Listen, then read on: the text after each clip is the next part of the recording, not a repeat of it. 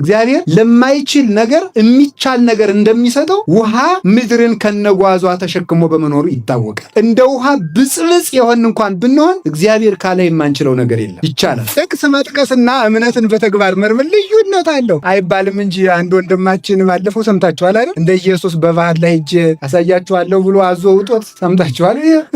አይደረስም። ለዘመናት የኃጢአትና የተንኮል ውሃ የተኛበት ሰው ትሎችን ነው የሚያበቅለው። አዝሪት አበባ አይገኝበትም፣ ፍሬ አይገኝበትም፣ ፍሬ የለው። ምንጊዜም ዱላ፣ ነገር መዝራት፣ ነገር ስራ፣ ጸብ፣ ክርክር፣ ነቀፋ፣ ሐሜት፣ ተንኮል ነው የሚናገረው። ማለት ሰው ቁርሱን በልቶ ምሳውን በልቶ እንዲያ ብሎ ጠጥቶ መጥቶ አዳራሽ ውስጥ እኔ ልጸልይላችሁ እያለ የአምላክ እናት አትጸልይላችሁ የሚለ ነውር እኮ ነው። ኧረ ተው በሕግ አምላክ ነውር እኮ ነው በእውነቱ። ማለት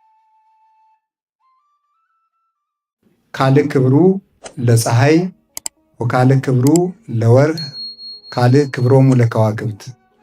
የፀሐይ ክብሩ ሌላ ነው፣ የጨረቃ ክብሩ ሌላ ነው፣ የኮከብ ክብሩ ሌላ ነው በሚል ርዕስ እንማማራለን። እስኪ በሉ የፀሐይ ክብሩ ሌላ ነው በሉ። የጨረቃ ክብሩ ሌላ ነው፣ የኮከብ ክብሩ ሌላ ነው በሉ። እንደገና የፀሐይ ክብሩ ሌላ ነው፣ የጨረቃ ክብሩ ሌላ ነው፣ የኮከብ ክብርም ሌላ ነው። እንደገና በሉ የፀሐይ ክብሩ ሌላ ነው፣ የጨረቃ ክብሩ ሌላ ነው፣ የኮከብ ክብሩ ሌላ ነው። እስኪ አንድ ጊዜ በሉት ሁላችሁን።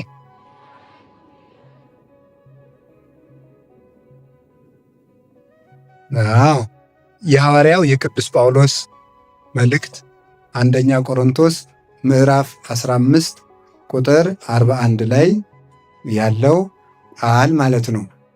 ይህንን ቃል የተናገረው ቅዱስ ጳውሎስ ነው። ቅዱስ ጳውሎስ ሁላችሁ እንደምታውቁት በቅድስት ቤተ ክርስቲያን ውለታው ከፍ ብሎ የሚታሰብለት የቤተ ክርስቲያን ብርሃን ነው። ቅዱስ ሐዋርያ ጳውሎስ ሰናየ መልእክት ብርሃነ ለቤተ ክርስቲያን፣ መልእክትህ ያማረ ንዑድ ክቡር ንጹሕ ልዩ የምትሆን ቅዱስ ጳውሎስ አንተ የቤተ ክርስቲያን ብርሃን ነህ ብላ ቤተ ክርስቲያን ሁልጊዜ ታመሰግነዋለች። እግዚአብሔር ከባሕሪ ጌትነቱ ከሚያስደንቀው ባሕሪው አንዱ የማንንም ውለታ የማይረሳ አመፀኛ አምላክ አለመሆኑ ነው። ዘአኮ ይእምስ እግዚአብሔር ከመ ይርሳ ተልእኮተክሙ ይላል ቅዱስ ጳውሎስ። እግዚአብሔር አገልግሎታችሁን ይረሳ ዘንድ አመፀኛ አምላክ አይደለም ይላል። ዕብራውያን ምዕራፍ 6 ላይ ሲናገር እግዚአብሔር ለቅዱሳን ያገለገላችሁትን አገልግሎት ይረሳ ዘንድ አመፀኛ አምላክ አይደለም። እግዚአብሔር እስከ ቀዝቃዛ ውሃ ድረስ ወርዶ የማንንም ውለታ አይረሳም። አብርሃም ለእግዚአብሔር ብሎ ቢገዘር ደሙን ቢያፈስ እግዚአብሔር ለአብርሃም ብሎ ደሙን አፍሷል። አብርሃም አንድ ልጁን ለእግዚአብሔር ቢሰጠው እግዚአብሔር አንድ ልጁን ለአብርሃም ሰጥቶታል። እግዚአብሔር ውለታ የሚያስብ አምላክ ነው። ልጆቹንም በአምሳሉ ስለፈጠረን ውለታ እንድናስብ አድርጎ ነው የፈጠረን። ውለታን መርሳት ሰይጣናዊነት ነው። ውለታን የሚረሳተው የዲያብሎስ ወገን ነው። ዲያብሎስ ያን ሁሉ ነገር ተሰጥቶት እንደው እኮ ይገርማል እኮ ያደረገለትን ራሱን እግዚአብሔርን እኔ እኮ እኩል ነኝ እያለ ስለ ራሱ በማሰብ የእግዚአብሔርን ቸርነት በብርሃን ሸልሞ ፈጥሮት ያንን ክዶ ከእግዚአብሔር ጋር እስከመተካከል ድረስ ደርሶ ነበረ። እና ሰዎች ብዙ ጊዜ ውለታ እንዲረሱ የሚያደርጋቸው ለራሳቸው ክብር ከመጨነቃቸው የተነሳ ነው። ክፉ ቅናትና ምቀኝነት እንዲሁም ለራስ ክብር መጨነቅ ውለታ ቢስ ያደርጋል። ለራስ ክብር መጨነቅ ዲያብሎስ ለራሱ ክብር ስለሚጨነቅ የእግዚአብሔርን ውለታ ረስቶ ያከበረውን እግዚአብሔር ናቀ፣ ከፍ ያደረገውን እግዚአብሔር አቃለለ። በዚያ ደግሞ እግዚአብሔር እንዲወድቅበት አደረገው ማለት ነው። እና ቅዱስ ጳውሎስ ለእያንዳንዱ ክርስቲያን ሕማም መከራን የተቀበለ እንዲያውም መከራው ከመጽናቱ የተነሳ እንደ ከውስጥ ከመኳሄላ ኮንክዎሙ ለሃዌ ያለው የቅዱስ ጳውሎስ ትንቢት የተፈጸመበት ለወንድሞቼ እንደ ዓላማ ሆንኩ። ዓላማ የሚባለው ወታደሮች ተክለው ተኩስ የሚለማመዱበት የተተከለች ነገር ናት። ያችን ሊመታ ሁሉም አርበኛ እንደሚመለከታት አሕዛቡም ሕዝቡም እኛን ለሞት ይመለከተናል አለ ቅዱስ ጳውሎስ። ለሞት ይመለከተናል። እንደ ጥፍር እድፍ ሆን ይላል። ለእጅ ጣቢ ቦታ አይመርጡለትም፣ በየቦታው ይጥሉታል። ሐዋርያትንም በየቦታው ይጥሏቸው ስለነበረ እንደ ጥፍር እድፍ ሆን ይላል ቅዱስ ጳውሎስ። እንደ ግና ጨዋታ ሆን ይላል። ግናን ይሄኛው ሲመታት ቆይቶ ወይም እና ገና እንለዋለን፣ ያኛው ሌላ በትር ይዞ እንደሚጠብቃት እነ ቅዱስ ጳውሎስን በኢየሩሳሌም ደብድበዋቸው በሮሜ ያሉት ሌላ ዱላ ይዘው ይጠብቋቸዋል። በሮሚያ ደብድበዋቸው በገላትያ ይጠብቋቸዋል። በዚያ ደብድበዋቸው በፊልጵስዩስ ይጠብቋቸዋል። ይህንን ሁሉ መከራ ተቀብሎ ወንጌልን ያስተማረ ራሱን የካደ ሰውነቱ አልቆ ክርስቶስ በሱ ላይ እስኪያድር ድረስ ያስተማረ የነፍሱ ቅድስና ለሥጋው የሥጋው ቅድስና ለልብሱ ተርፎ ልብሱ ተቆርጦ ሂዶ ሙት ያነሳ የነበረ ነው ቅዱስ ጳውሎስ። ይሄ ምርጥ ዕቃ አባታችን ቅዱስ ጳውሎስ የቤተ ክርስቲያን ብርሃን 14 መልእክታትን ያስተማረ እስከ 3ኛው ሰማይ ድረስ የተነጠቀ ክርስቶስ ፍጹም ያደረስበት። እንዲሁም አንድ የቤተ ክርስቲያን አባት ሲናገር ጳውሎስ ማለት እስመ ዘይትናገር ቦቱ ክርስቶስ ይላል። ጳውሎስ ማለት ክርስቶስ የሚናገርበት ሰው ማለት ነው ይላል። በትክክል ልሳነ ክርስቶስ ማለት ነው። የክርስቶስ አንደበት ማለት ነው። ዲያብሎስ የሚናገርባቸው ሰዎች አሉ፣ እግዚአብሔር የሚናገርባቸው ሰዎች አሉ። ዲያድርስ የሚባል መናፍቅ አለ። ክፋት ሁሉ ከሱ የሚገኝ ማለት ነው። እሱን ምን ብሎታል ቅዱስ ቄርሎስ? እስመ ጎስዐ ቦቱ ዲያብሎስ አቡሁ ይላል። አባቱ ዲያብሎስ እፍ ያለበት ሰው ክርስቶስ እፍ ያለበት ሰው የክርስቶስና የክርስቶስ የሆኑትን ሁሉ ክብር እንደሚናገረው ዲያብሎስ እፍ ያለበት ሰው ደግሞ ክርስቶስንም የክርስቶስንም ወገኖች ሁሉ በማቃለል ዕድሜውን ይጨርሳል። እንደዚህ ነው ማለት ነው።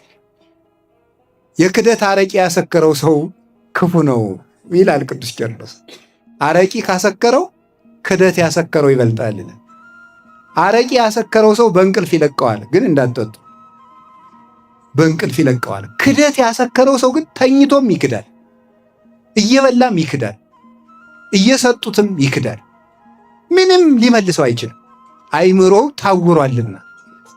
እና ቅዱስ ጳውሎስ ግን እግዚአብሔር የሚናገርበት ልሳኑ ያማረ ምርጥ ዕቃ የሚያሰኘው በዚህ ዓለም ጥሩ ዕቃ ተብለው የተጠሩት 1-3 ሰዎች ናቸው፣ ብዙ የሉ። ምርጥ ዕቃ ተብለው የተጠሩት አንደኛዋ ድንግል ማርያም ናት። እግዚአብሔርን የያዘች ዕቃ፣ ምርጥ ዕቃ፣ ለእግዚአብሔር የበቃች ዕቃ፣ አደራ የምታወጣ ማይምንት ለዘኢያገምርዎ ሰማያት ወምድር ይላታል ቅዱስ ኤፍሬም። ሰማይና ምድር የማይችሉትን አምላክ ለመወሰን የታመነች ሔዋን የበለስ አደራ እንኳን ለመወሰን አልቻላት ብሎ ነበር እናታችን። ድንግል ማርያም ግን አምላክን ባደርነት ተው ለመወሰን የታመነች። ሰው እኮ ለልጅ እናትነት አልታመን ብለዋል። ድንግል ማርያም ለአምላክ እናትነት የታመነች ናት። ለትልቅ አደራ የታመነች የታጨች እሷ ናት። እና ምርጥ ዕቃ ያሰኛታል። ምርጥ ዕቃ ጸዋሪተ እግዚአብሔርን በከንፈር ለመሳም፣ በእጅ ለመታቀፍ፣ በጀርባ ለማዘል፣ በማህፀን ለመወሰን፣ ጡት አጥብቶ ለማሳደግ የታመነች ማለት ነው። እንዲህ ያለች ስለሆነች እሷን የሚመስል ምርጥ ዕቃ በፍጹም የእግዚአብሔር የጸጋው መዝገብ እንደ ድንግል ማርያም የለም፣ የትም አይገኝ። እግዚአብሔር ጸጋን ሁሉ ያኖረባት ቤቱ ማለት ነው። ጸጋን ሁሉ፣ ጸጋ ነቢያትን፣ ጸጋ ሐዋርያትን፣ ጸጋ ሰማዕታትን፣ ጸጋ ደናግል፣ ጸጋ መነኮሳትን፣ ጸጋ መላእክትን ሁሉ ጸጋ ቤተ ክርስቲያን ሁሉ ያለባት ለጸጋ የታመነች መዝገብ እመቤታችን ቅድስት ድንግል ማርያም ናት። እሷ ምርጥቃ ትባላለች። ከዚያ ቅዱስ ጳውሎስ በአዲስ ኪዳን ምርጥቃ ይባላል። እግዚአብሔርን ይዞ የሚዞር ማለት ነው። ወዘልፈ ንጸውር ሞቶ ለክርስቶስ በሥጋነ፣ የክርስቶስን መከራ በሥጋችን ተሸክመን እንዞራለን እንዳለ መከራውን ይዞ ሲዞር ስሙን ይዞ ይዞራል፣ ክብሩን ይዞ ይዞራል፣ አድሮበት ይኖራል። ስለዚህ ቅዱስ ጳውሎስ በእውነት እግዚአብሔርን ተሸክሞ የሚዞር ሰው ነበር። እግዚአብሔርን ይዞ የሚዞር ሰው፣ ክርስቶስ ለሰጠው ለሐዋርያነት አደራ የታመነ፣ ከደረሳችሁበት ቤት ሂዳችሁ ሰላም ለዚህ ቤት ይሁን በሉ፣ ቢቀበሏችሁ ሰላሜ አብሮ ይገባል ብሏል። ለሐዋርያት የሰጠው ጸጋ ነው። ይህ ለሁሉም ሰው የሚሰጥ አይደለም። በእውነቱ መኑ ሙስቴትክሙ በተክዞ ዘይክል ወስኮ ሀደመተ በዲበ ቆሙ፣ ከእናንተ መካከል በቁመቱ ላይ ተጨንቆ አንድ ክንድ መጨመር የሚቻለው አለን ይላል። የለም። እስቲ እግዚአብሔር ከሰጣችሁ ቁመት ላይ ተጨናነቁና አንድ ክንድ ጨምሩበት። ይቻላል? እስኪ እንደው የኔ ጆሮ ጠበብ ያለች ናት ብላችሁ ትንሽ ሴንቲሜትር ጨምሩበት። ይቻላል? አሁን ግን በሰርጀሪ ሳይቻል አይቀርም። እናንተ እኮ የማታረጉት የለም። የከተማ ሰው አስቸጋሪ እኮ ነው በእውነቱ ማለት ነው። አይቻልም። የሰጠን ዘንድ ነው። ይሄንን ምንድነው? አሁን እግዚአብሔር ቁመት ሰጥቷል። ከዚህ በላይ አንድ ክንድ መጨመር አትችልም። ምን ማለት ነው? እስከዚህ ሁን ብሎ ሰጥቷል። ከዚህ በላይ አንተ እኔ እችላለሁ ብለህ ጸጋን መጨመር አትችልም። እስከዚህ ስፋ፣ እስከዚህ ኑር ካለ እስከዚያው ኑር ብለው አባቶች ጌታችን ኢየሱስ ክርስቶስ የነገረን። ተጨንቆ አንድ ክንድ መጨመር የሚችል እንደውም አባቶቻችን አንድ ክንድ የተባለች ክህነት ናት ይላሉ። ቁመት፣ መደበኛው ቁመት ክርስቲያንነት ነው። የመላው ክርስቲያን ሕይወት ቁመት ተብሏል። ከቁመት በላይ አንድ ክንድ የተባለች ግን ክርስቲያኖችን የምታጸድቅ ከእምነት በላይ የምትሆን እምነትን የምትመራ ክህነት ናት። ከእናንተ በቁመቱ አንድ ክንድ መጨመር የሚችል ማን ነው? ማለት እኔም ለክህነት እበቃለሁ ብሎ ካህን መሆን የሚችል ማን ነው? አይቻልም። ይህን ነው ጌታ ያስተማረ እና ቅዱስ ጳውሎስ ግን ለዚህ ክብር የተመረጠ አባት ነው። የቅዱስ ጳውሎስ በረከቱና ረድኤቱ ይድረሰን። ፍጹም አዛኝ መምህር ነው። ፍጹም ለክርስቶስ የሚቀና መምህር ነው። ፍጹም ለወንጌል ያልሆነው የሌለ መምህር ነው። አሁን እንደው አንዳንድ ጊዜ ቅዱስ ጳውሎስ ቢኖር ኖሮ እንዳንል መጽሐፎቹ አሉ። ይጨንቀናል እኮ የሚመጣው ሁሉ ሲመጣ አንዳንድ ጊዜ በእውነቱ ማለት እነዚያ በቆሙበት ሁላችን ስናፋችልበት ያስደንቃል። ፍጹም አዝኖ የሚያስተምር ነው እንጂ በሕግ የሚያስተምር ሰው አልነበረም። ቅዱስ ጳውሎስ ራርቶ የሚያስተምር በእስራኤል በጣም ቅዱስ ጳውሎስ ከሚያስደንቀኝ አንዱ በእስራኤል ባህል ሰው ሲታመም የታመመውን ሰው የጸናበትን እየወሰዱ እቤት ይዘጉታል። አንድ ቤት ይዘጓቸዋል። እዚያ ሲዘጓቸው እነዚያን ለመስበክ ቅዱስ ጳውሎስ እቅድ አወጣ። አሁን መቼስ ሆስፒታል ሄዶ ሰዎችን ንስሐ ግባ ይባል ነገር ኧረ ለራሴ በሽታዬ ንስሐ ነው የሚል ሰውየው ምን ተብሎ ይሰበካል? ክርስቶስን ግን እንዲያውቁ ፈለገና ሄዶ እኔም ታምሜያለሁ ብሎ ተኛ። አሞኛል ብሎ ውጋት ያዘኝ ብሎ ያቃስታል እያለ ማለት ነው። ኋላ ጥቂት ቀን ሰንብቶ እንዲሁ እኮ ይገርም፣ ኧረ ክርስቶስ የሚባል መጥቷል አሉ፣ ድውይ የሚፈውስ በእሱ ማንና ይፈውሰን። ከፈወሰ እንግዲህ ከአንተ በላይ የጸናበት አለ? እስቲ አንተን ይፈውሳል አምኛለሁ ሲል ወዲያው ያልታመመውን ወገቡን ክርስቶስ ለታምራት ምልክት እንዲሆንለት ቋ አደረገለት። እዚያ በኋላ ወገቡ እየጮኸ ጎባጣ እንደሚቀና ተነሳ።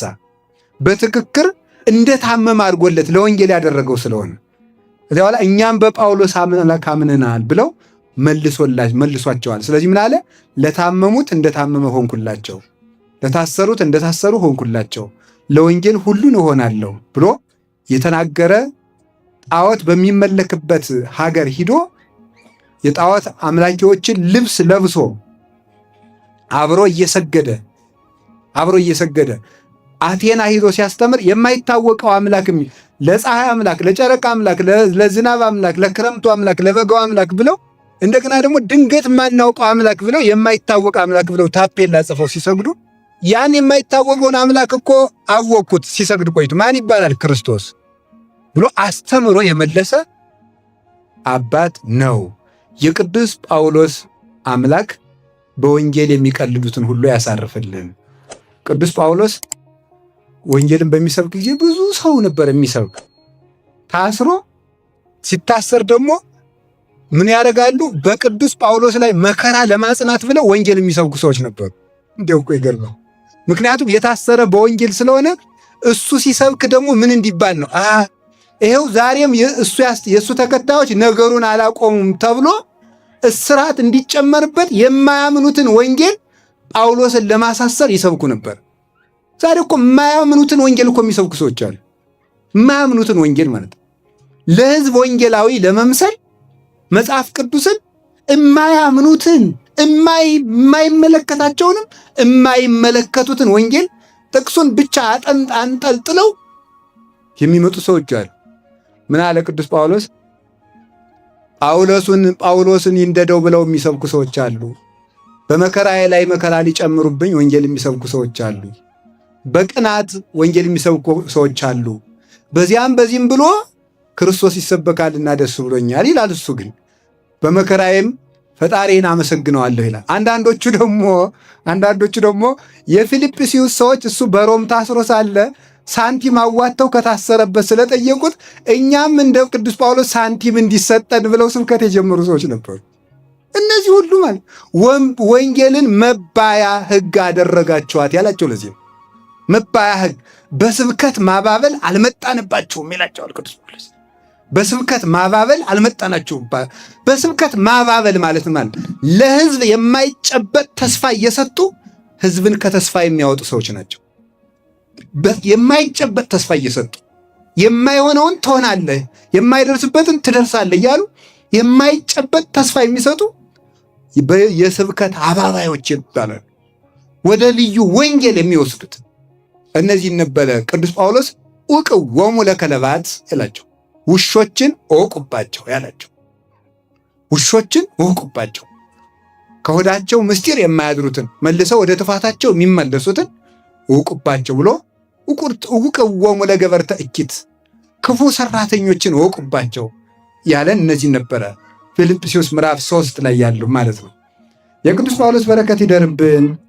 አንደኛ ቆሮንቶስ እግዚአብሔር ሰውን ያውቃልና ማንን በማን እንደሚመልሰው ስለሚያውቅ ቆሮንቶስ በጊዜው የነበረች ፈላስፎች ብዙ ጊዜ የኖሩባትና በጊዜው ንግድ የበዛባት የንግድ ከተማ የነበረች ለመንገድ የተመቸች ወዲያ ወዲህ የሚለው ሁሉ የሚገናኝባት ስለሆነ ሕዝቡ በእውቀቱ የሚመካ ሕዝብ ስለነበረ እሱ ደግሞ 46ቱን ብሉይ ኪዳን የተማረ ሰው ቅዱስ ጳውሎስ ጸጋም የብሉይ ኪዳን እውቀትም ከገማልያል ስር የተማረ ስለነበረ ለዚህ የሚበቃ ቅዱስ ጳውሎስ ነው ብሎ ጌታ እሱን ሰዶ አስተምሯቸዋል። እና ትንሣኤ ሙታን የለም የሚሉ ቢጽ ሐሳውያን ስለገቡባቸው ለነሱ መልስ እንዲሆናቸው አይ ትንሣኤ ሙታን ከሌለማ ክርስቶስ አልተነሳማ፣ ክርስቶስ ካልተነሳማ ማመናችን ከንቱ ነዋ።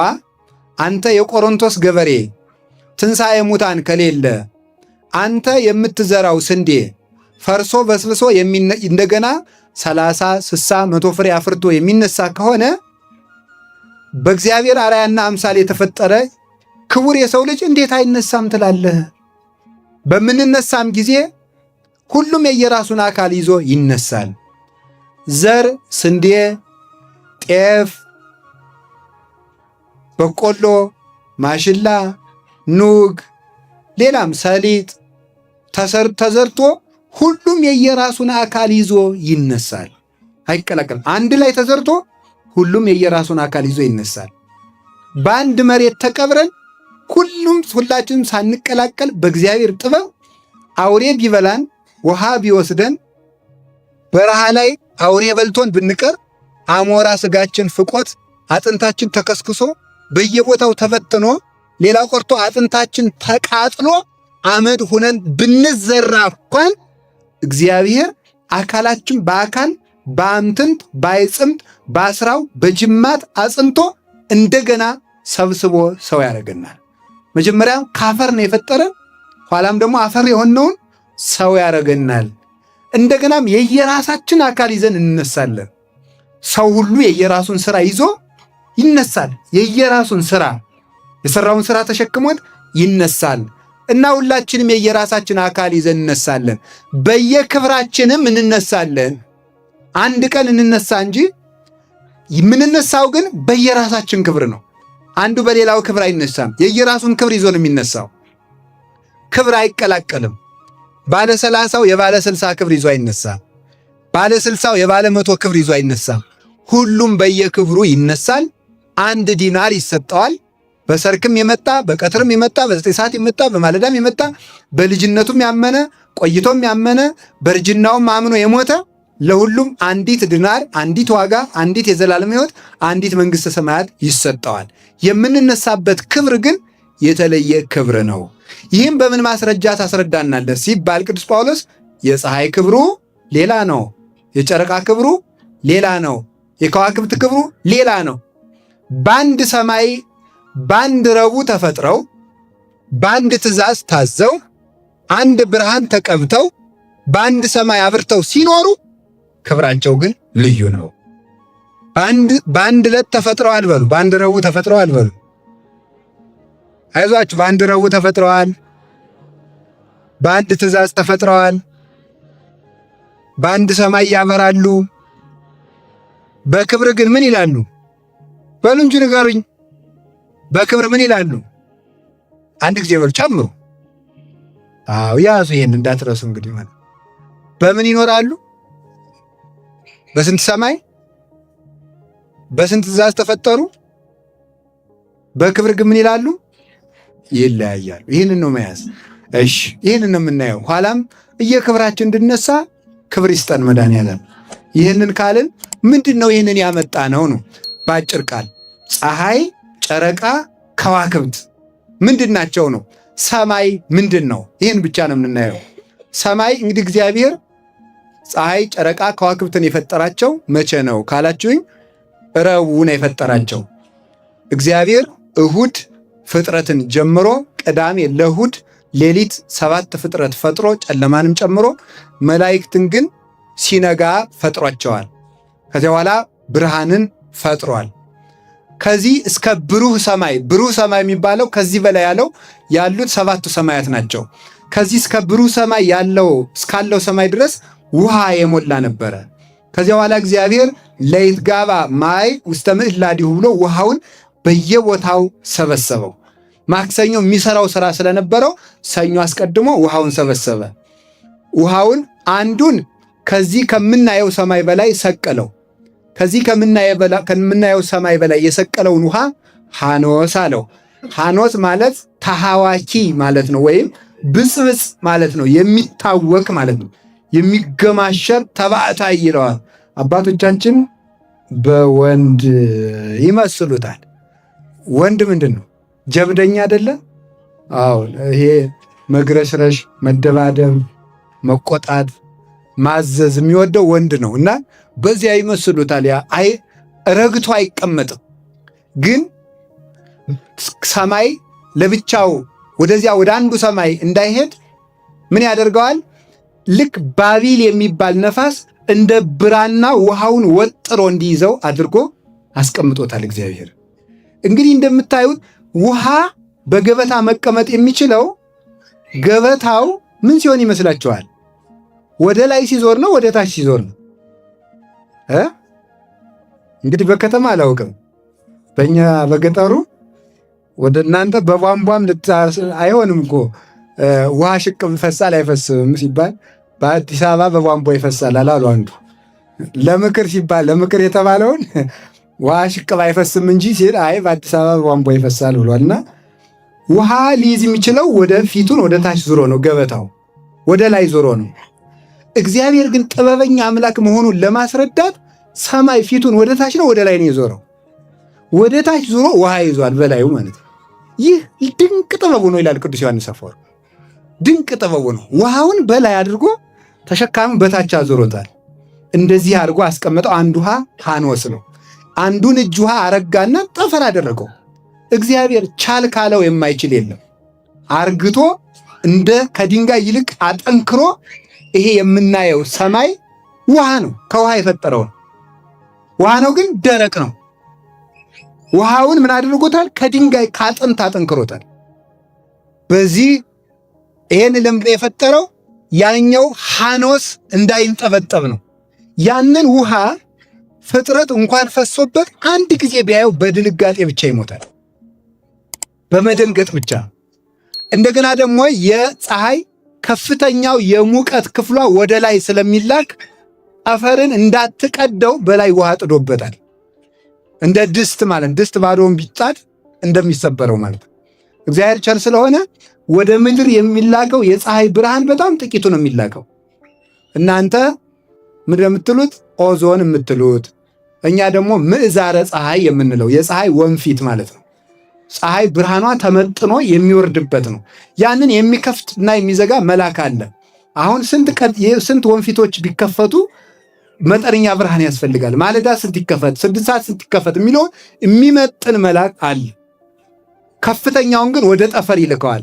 እንዳትሰብረው ደግሞ በላይ ሐኖስን ጥዶበታል። ፈሶ እንዳያጠፋን ደግሞ ይህንን ጠፈር ጋርደዋል። ከዚያ በኋላ እግዚአብሔር ምን አደረገ? ሰኞ ምድር ውሃ ረግቶባት ስለነበረ ውሃውን ሰበሰበለን። አንዱን ከምድር በታች አደረገው። አሁን አንዲት ጠጠር ወደ ውሃ ስንወረውር ትሰጥማለች። ግን ይህ ሁሉ ዓለም የተኛው ግን ከውሃ ላይ ነው። ለምን እንደማንሰጥም እግዚአብሔር ብቻ ነው የሚያውቀው። ዘአጽንዐ ለምድር ዲበ ማይ፣ ምድርን በውሃ ላይ ያጸና ይላል ቅዱስ ዳዊት። ምድርን በውሃ ላይ ያጸና እግዚአብሔር ለማይችል ነገር የሚቻል ነገር እንደሚሰጠው ውሃ ምድርን ከነጓዟ ተሸክሞ በመኖሩ ይታወቃል። እንደ ውሃ ብጽብጽ የሆን እንኳን ብንሆን እግዚአብሔር ካለ የማንችለው ነገር የለም፣ ይቻላል። ኩሎ እክል በዘውእቱ አክህለኒ ክርስቶስ፣ ኃይልን በሚሰጠኝ በክርስቶስ ሁሉን ይችላለሁ ይላል ቅዱስ ጳውሎስ ፊልጵስዩስ ምዕራፍ 4 ቁጥር 6 ላይ ኃይልን በሚሰጠኝ በክርስቶስ ሁሉን ይችላለሁ። የገጠር ሰው ሲተርት ምን ይላል? እንደ አፍ አይቀና ጎዳና ይላል። እስኪ በሉ በአፍ ሁሉን ይችላለሁ እያሉ መፎከርና መለማመድ ልዩነት አለ። ማመን ሌላ ነው፣ በአፍ መናገር ሌላ ነው። ሁሉ እንደሚቻል ግን ፍጥረት ያሳየናል። አሁን ይህንን አጸና። አሁን አንዳንድ ጊዜ አውሮፕላን ውስጥ ሰው የሚፈራው ለምን ይመስላችኋል? ለምን ነው የሚፈራው ሰው አውሮፕላን ውስጥ? አውሮፕላኑ ሲንገጫገጭ እኮ ዓለም ልታልፍ ነው የሚመስለው ሰው ሲደነግጥ ማለት ነው። ሰው ድንቅ ነው። እዚያ የሚኩራራው ሁሉ እንደው መቼስ ሄድኩ አይባልም እንጂ ብዙ ሰው ታዝብ ያውቃል። ብዙ ሰው በእውነቱ ማለት እኔ በጣም ብዙ ሰው አልናገረውም፣ በቃ አልናገረውም። ብዙ ሰው እንዲሁ ስንወርድ እንዴት እንደሚያጨበጭብ ግርም ነው የሚለኝ ፍርሃቱ ሰው ማለት። አሁን እኮ ፈርቶ ነው እንደዚያ የሚሄድ እና ትዝ ይለኛል አንዲት እናታችን ደንግጠው ገጭ ተነስተው ይሮጣል። ገጭ ሲል ተነስተው ይሮጣል። ገጭ ሲል ተነስተው ይሮጣል።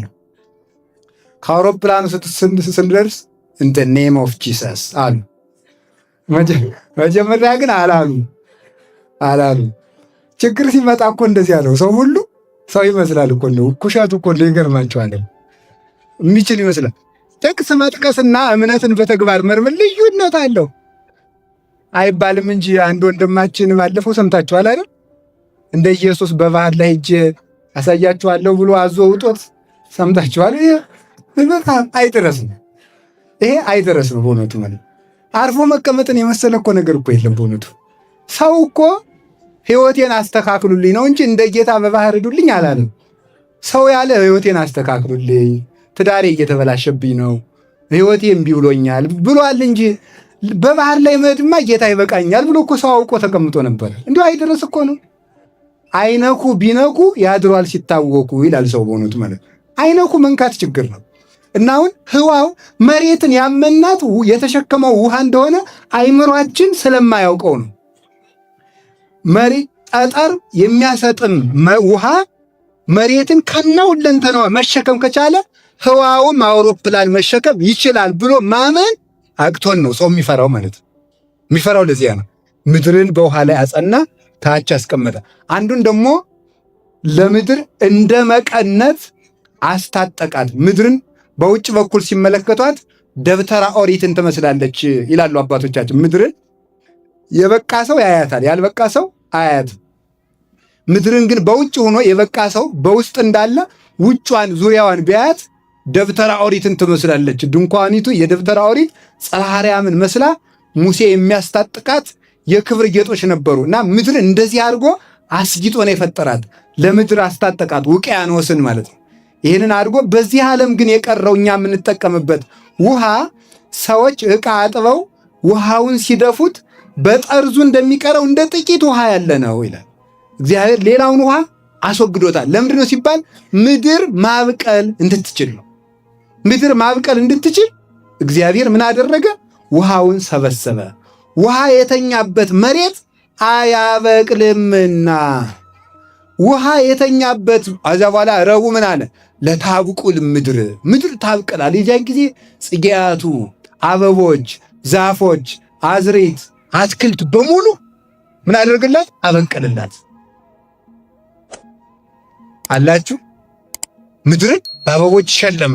አሁን ምድር ሰውን ነው የምትመስለው። አጥንት አላት። አለት ምንድናት? አጥንቷ ነው ይላሉ አባቶቻችን። የዛፎች ስር ደግሞ እንደኛ ደም ስሯ ነው የመሬት ይላሉ አባቶቻችን ሲተረጉሙ። የዛፎች ስር የደም ስሯ ማለት ነው። ሰው የደም ስሩ ሲቆረጥ ወይም እናንተ የደም ቧንቧ የምትሉት ማለት ነው። እሱ ሲቆረጥ እንደሚሞተው ሁሉ ዛፍም ለመሬት ሕይወቷ ነው ብሎ አባቶቻችን ይናገራሉ። አጥንቷ ደግሞ አለቱ ነው። ከዚያ ደግሞ ደሟ ደግሞ ውሃ ነው። ፀጉሯ ደግሞ ሳር ነው ይላሉ አባቶቻችን። እና መሬት የሰው ወኪል ናት። ሰውን በምድር ነው ያስረዳው። ብንኮራ እንደዚች ምድር እኮ ናችሁ ለማለት ነው። ለምንድነው የምትታበዩት? ምድር እኮ ናችሁ። እናንተም አጥንት ናችሁ፣ እሷም አጥንት አላት።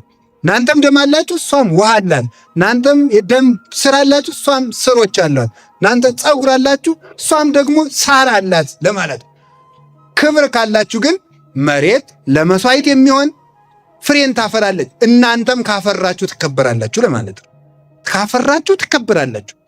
ካዲያ ውሃውን መሬት እንድታበቅል ውሃውን አስቀድሞ የሰበሰበላትና ያደረቀላት ኃጢአት የተኛበት ሰውነት የምግባር ፍሬ ሊያፈራ አይችልም። ውሃ የተኛበት ሰውነት ምንድን ነው የሚያበቅለው? ውሃ የተኛበት መሬት የማይረቡ ተሐዋስያንን ትሎችን ምኖችን የሚያበቅለው። ኃጢአት ሳይናዘዙት ረጅም ጊዜ ከሰውነቱ ላይ የተኛበት ሰው ተንኮል ብቻ ነው ከአይምሮ የሚገኝ። ተንኮል ብቻ፣ ስድብ ብቻ ነው የሚገኝ። እንዲህ እኮ አይደረስ እኮ ነው። ሰው እኮ ምን ልሳደብ ብሎ እኮ ሲያቅድም ያደርሰዋል። አይገርማችሁም? ምን ልሳደብ ብሎ ሲያቅድም ያደርሰዋል። ምን ልሳደብ፣ ምን ልናገር፣ እንዲህ እስኪ ሰሞኑን ደግሞ እስቲ እንደው በምን ልበጥበጥ የሚል ሰው ሁሉ እኮ አለ። እንዲያው ግርም እኮ ነው እናንተ። ሰላም የሌለው ሰው ማለት ምክንያቱም ምንድን ነው? ውሃው ለረጅም ጊዜ እሱ ላይ ስለተኛበት ማለት ነው። ውሃው ለረጅም ጊዜ ለዘመናት የኃጢአትና የተንኮል ውሃ የተኛበት ሰው ትሎችን ነው የሚያበቅለው። አዝሪት አበባ አይገኝበትም፣ ፍሬ አይገኝበትም፣ ፍሬ የለውም። ምንጊዜም ዱላ፣ ነገር መዝራት፣ ነገር ስራ፣ ጸብ፣ ክርክር፣ ነቀፋ፣ ሐሜት፣ ተንኮል ነው የሚናገረው ማለት ነው። የክርስቶስ ልጆች በጭምትነታቸው ሲታወቁ፣ የዲያብሎስ ልጆች በብኩንነታቸው ነው የሚታወቁት። ብኩን ናቸው፣ ህድአት የላቸው፣ ሁሉን ነው የሚነኩት፣ የማይነኩት የሌላቸው ማለት ነው። ከቃሉ ጋር ናችሁ። እግዚአብሔር ከሁላችን ጋር ይሁን። ይሄንን ነው፣ ይሄን አበቀለ። አሁን ምን ቀረ? ለዚች ዓለም የሚያስፈልጋል ብርሃን። እግዚአብሔር ለአብርሁ ብርሃናት ውስጥ ጠፈረ ሰማይ አለ።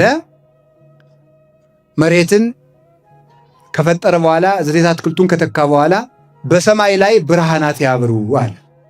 በሰማይ ላይ ብርሃናት ያብሩ ሲል ፀሐይ፣ ጨረቃ፣ ከዋክብት ተፈጠሩ። ፀሐይ በሙቀትም ትበረታለች፣ በብርሃንም ትበረታለች። ጨረቃ በብርሃን ከፀሐይ ታንሳለች። ኮከብ ከጨረቃ በብርሃን ታንሳለች ያንሳል። አንዱ ኮከብ ደግሞ ከሌላው ኮከብ እምኮከብ ይሄይስ ክብሩ እምክብረ ኮከብ ክብረ ኮከብ ይሄይስ፣ ከአንድ ኮከብ ክብር የአንዱ ኮከብ ክብር ይበልጣል ይላል ቅዱስ ጳውሎስ። ኮከብ ይበልጣል። ይህንን አባቶቻችን በብዙ ወገን ተርጉሞታል። አንድ ሁለቱን ልናገር። አንደኛው ሰማይ የተባለች ቤተ ክርስቲያን ናት። እስኪ በሉ ሰማይ ማናት? ንገሩኝ፣ ማናት? በጣም ጥሩ። ለምን ሲባል ሰማይ ለምን ነው የተባለችው? ሰማይ ሲባል የእግዚአብሔር መንግስት ስለሆነች፣ የእግዚአብሔር መንግስት ስለሆነች ቤተክርስቲያን ሰማይ። ታስታውሱት እንደሆነ መጽሐፍ ቅዱስ ታነቡ እንደሆነ የእኔ መንግስት ከዚህ ዓለም አይደለችም። ይህን ጥቅስ እንግዳችሁ አይደለም፣ መቼም ታውቁታላችሁ።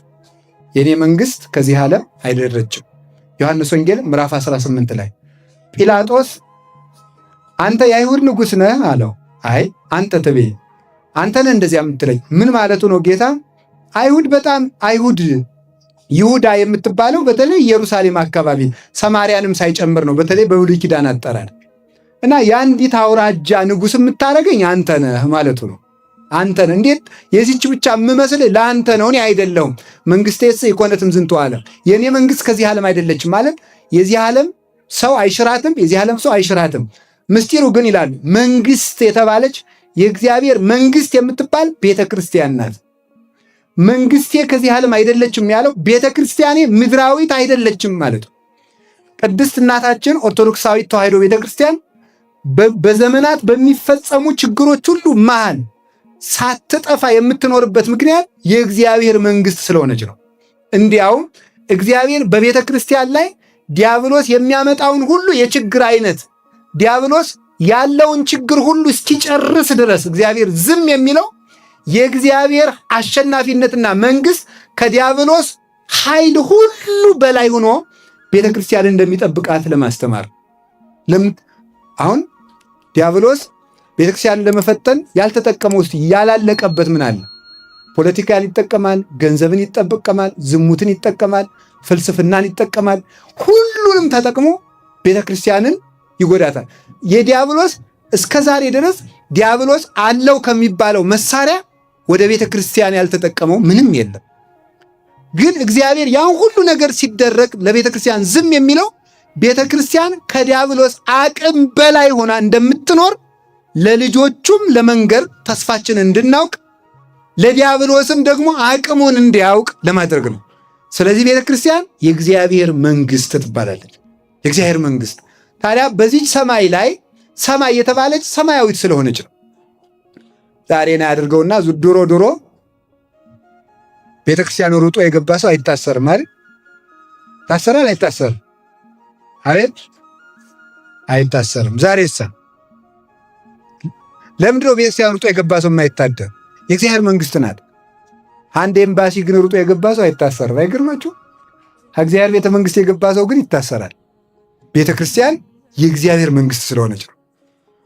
ጌታችን ሉቃስ 17 ቁጥር 21 ላይ ነያ መንግሥተ እግዚአብሔር ማእከሌክሙ፣ የእግዚአብሔር መንግሥት በመካከላችሁ ናት አለ።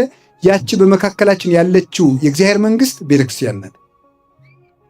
መንግሥተ ሰማያት ሩጣ በዚያ ማዶ እግር ኑሯት ክንፍ ኑሯት በራ አትመጣም፣ የእግዚአብሔር መንግሥት በመካከላችሁ ናት ያለ የት አለች የእግዚአብሔር መንግሥት? አንዲቱ መንግሥቱ ቤተክርስቲያን ናት። በዚች ቤተክርስቲያን ላይ እንዲያበሩ የተፈቀደላቸው እነማን ናቸው ሲባል ፀሐይ ራሱ ኢየሱስ ክርስቶስ፣ ጨረቃ ቤተ ክርስቲያን ራሷ ደግሞ መልሳ ማለት ነው። ራሷ መልሳ ከዋክብት ሰማይታት ናቸው። አሁን ምሳሌ ሲያዛውሩ ነው። ቤተ ክርስቲያን ሰማይ ስትሆን ፀሐይ ኢየሱስ ክርስቶስ ይሆናል፣ ጨረቃም እመቤታችን ትሆናለች፣ ከዋክብት ሰማይታት ይሆናሉ። በዚች ቤተ ክርስቲያን ውስጥ ሁሉም እንዲያበሩ ተፈቅዶላቸዋል። ሁሉም እንዲያበሩ በሰማይ ላይ ፀሐይም ተፈቅዶለታል፣ ጨረቃም ተፈቅዶላታል፣ ከዋክብትም ተፈቅዶላቸዋል። በቤተ ክርስቲያን ክርስቶስ ያበራል፣ እናቱም ታበራለች፣ ቅዱሳንም ያበራሉ። ልብ ብላችሁ ስሙ። በቤተ ክርስቲያን እግዚአብሔር ያበራል፣ ድንግል ማርያም ታበራለች፣ ቅዱሳን ያበራሉ። ብርሃናችን ግን አንድ ነው።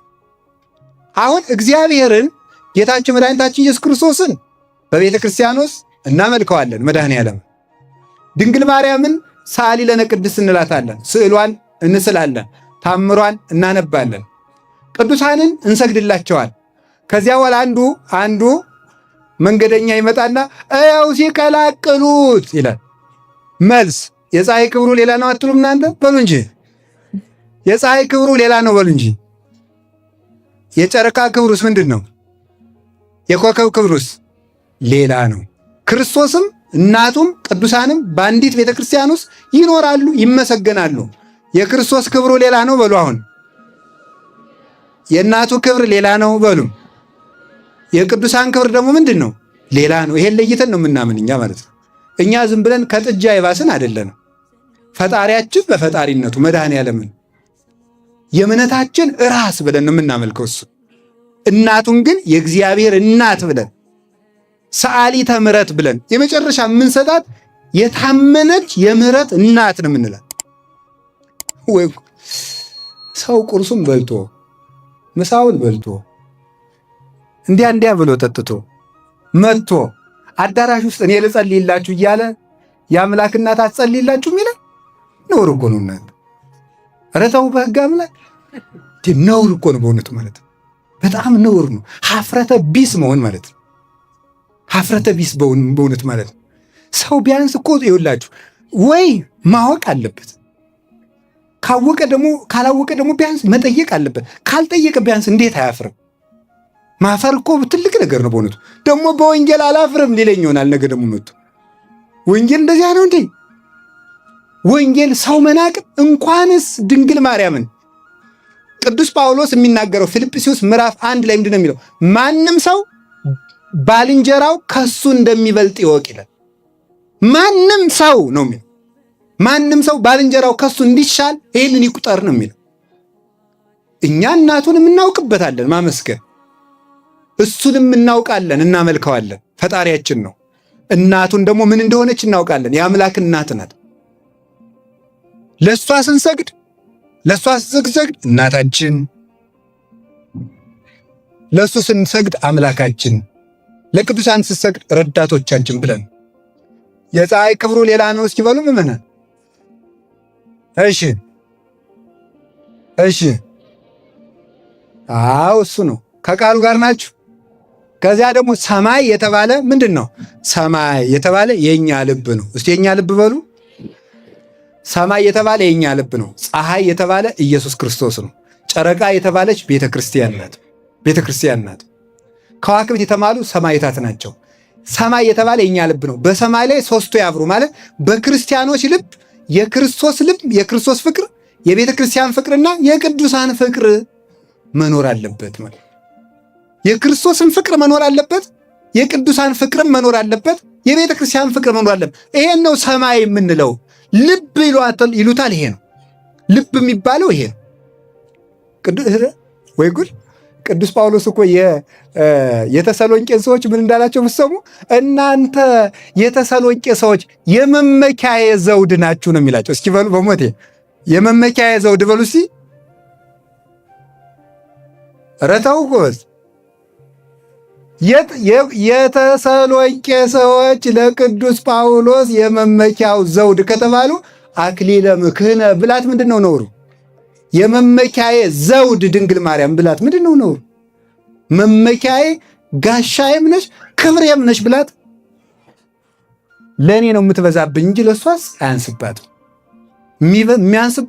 የሚበዛብን ለእኛው ነው በእውነቱ። ደግሞ እኮ ትዕቢታችን እኮ አምላክ እናቴ ብሏት እሷ እንኳን ኧረ እኔ እሱ እናቴ ባለበት እናንተ ኃጢአተኞች ልጄ እናቴ እንድትሉኝ አልፈልግም እሷ እንኳን አላለችም። እሷ ያላለችው ደግሞ እኛ ተገልብጠን እኔ ሁልጊዜ የምናገረው አንድ ቃል ላይ ልድገመው ደስ ስለሚለኝ ሲራክ እንዲህ ይላል፣ 3 አይነት ሰዎች ነፍሴን አበሳጯት ይላል። ሴሰኛ ሽማግሌ፣ ትዕቢተኛ ድሃና ንፉግ ባለጸጋ። በጣም ንፉግ ባለጸጋ፣ ሴሰኛ ሽማግሌ። እንደው ወጣቱም አልተፈቀደለትም። እንደው ቢያንስ እሱ ስጋዋሽን ነው። አሁን ሽማግሌው ምን ብለህ ነው አርፈም አትቀመጥ። ይሄ እንደግም ትዕቢተኛ ድሃ ደግሞ የለውም። ደግሞ ትዕቢቱ ደግሞ እንዳወራ ዶሮ ያለ ማለት ነው። እንዲሁ እኮ የሌለውን ማለት የሌለህን አታውቀው። ወዴት ነው እንደው ሰው ሄዶ እኔና ድንግል ማርያም እኩል ነን ሊል የሚችለው? የለም። ኮከብ ይሄይስ ክብሩ። ኮከብ ከኮከብ ይበልጣል። አንዱ ከአንዱ ይበልጣል። እንኳን ከድንግል ማርያም እኛም እንኳን እኔ ከገሌ ጋር እኩል ነኝ ማለት ኢ ክርስቲያናዊነት ነው፣ ኢ ወንጌላዊነት ነው፣ ኢ መጽሐፍ ቅዱሳዊነት ነው። እንዲያውም ምንድን ነው ያለው ጌታችን ኢየሱስ ክርስቶስ? እስመ አብ ያብየኒ፣ አብ ይበልጠኛል ያለውን ቃል ሊቃውንቱ ሲተረጉሙት አብ ይበልጠኛል ያለ አብ ወልድን የሚበልጠው ሆኖ ሳይሆን ለአርአያነት ስለመጣ እናንተም እገሌ ይበልጠኛል በሉ እንጂ ትክክል ነኝ አትበሉ ለማለት ነው ብለው ነው የሚተረጉሙት። እገሌ ይበልጠኛል በሉ እንጂ ትክክል ነኝ አትበሉ። ጭራሽ ይበልጣለሁ እንኳን እኩል ነኝ ይበልጠኛል አለ ማለት ራሱ ክህደት ነው፣ ነውር ነው። ማንም አላደረገውም። ይሄን ሐዋርያት አላደረጉትም። ኮከብ ይሄ ይስክብሩ። ሰው ሰማይ እኛ የምናውቀው ሰማይ ፀሐይ ያለው ጨረቃ ያለው ኮከብ ያለው ነው። እኛ የምናውቀው የክርስትና ልብ ክርስቶስ ያለው ማርያምም ያለችው ቅዱሳንም ያሉትም። ይሄ ግን ባዶ ቀፎ ነው፣ ጨለማ ነው፣ ብርሃን ያልተሳለበት ሰማይ ማለት ውሃ ብቻ የሆነ ማለት ሐኖስን ብቻ የተሸከመ። እንዲያው ሊቃውንቱ ምንድን ነው የሚሉት? ይሄ ሐኖስ የሚባለው ውሃ የእግዚአብሔር የቁጣው ምሳሌ ነው የሚሉት። የቁጣው ምሳሌ ነው። ይሄ ባዶ ሰማይ የሆነ ሰው ግን የእግዚአብሔር ፍቅር የሌለው፣ የድንግል ማርያም ፍቅር የሌለው፣ የቅዱሳን ፍቅር የሌለው ሰው ግን ባዶ ሰማይ ነው። የሚሸከመውም ሐኖስን ብቻ ነው። ይሄ ሰማይ ፀሐይ፣ ጨረቃ፣ ከዋክብት እስኪፈጠሩበት ድረስ ሐኖስን ብቻ ያንን የሚያስፈራራውን ውሃ ብቻ ተሸክሞ እንደነበረ እግዚአብሔርን የማይወድ እናቱን የማይወድ ቤተክርስቲያንን የማይወድ ቅዱሳንን የማይወድ ሰው የእግዚአብሔርን ቁጣ ብቻ ተሸክሞ የሚኖር ሰው ማለት ነው። ለመቅሰፍት የታጨ ራሱን ለመቅሰፍት ያዘጋጀና ያጨ ሰው ማለት ይሄ ነው። እና እግዚአብሔርን በወደድንበት እመቤታችን እንድንወዳት አምላክ ወዶ ወደ እሷ ያደረባት እስመ አፍቀረ ንጉሥ ስነኪ፣ ንጉሥ ውበትሽን ወዷልና ተብሎ ለአምላክ ሙሽርነት የታጨች ወመነኑ ምድረ መፍትወ ይላል ቅዱስ ዳዊት። የተወደደችውን ምድር ናቁ ይላቸዋል እስራኤላውያንን። የተወደደችውን ምድር ናቁ። መዝሙር 105 ላይ ሲናገር የተወደደችውን ምድር ከነዓንን ናቋት። ስለ ናቋትም እግዚአብሔር መንገድ ላይ በነዘርባብ እየቀጨ አስቀራቸው። ከድንግል ማርያም በላይ የተወደደ ምድር የት ይገኛል?